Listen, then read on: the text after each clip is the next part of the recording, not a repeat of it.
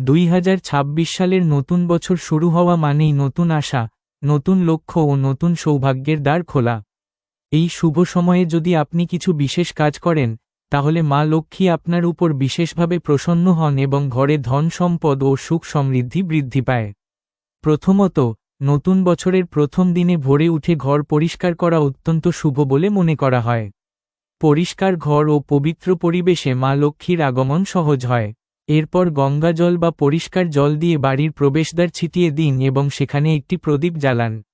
দ্বিতীয়ত, মা লক্ষ্মীর পূজা করা খুবই গুরুত্বপূর্ণ। নতুন বছরের দিনে লাল বা হলুদ কাপড় পরে মা লক্ষ্মীর ছবি বা মূর্তির সামনে পদ্মফুল, ধূপ ও মিষ্টি নিবেদন করুন। মনে মনে কৃতজ্ঞতা প্রকাশ করে প্রার্থনা করুন, এতে মা লক্ষ্মী দ্রুত প্রসন্ন হন। তৃতীয়ত, দান পুণ্য করা কখনো ভুলবেন না। নতুন বছরের প্রথম দিনে গরিব বা প্রয়োজনীয় কাউকে খাবার, কাপড় বা সামর্থ্য অনুযায়ী অর্থ দান করুন।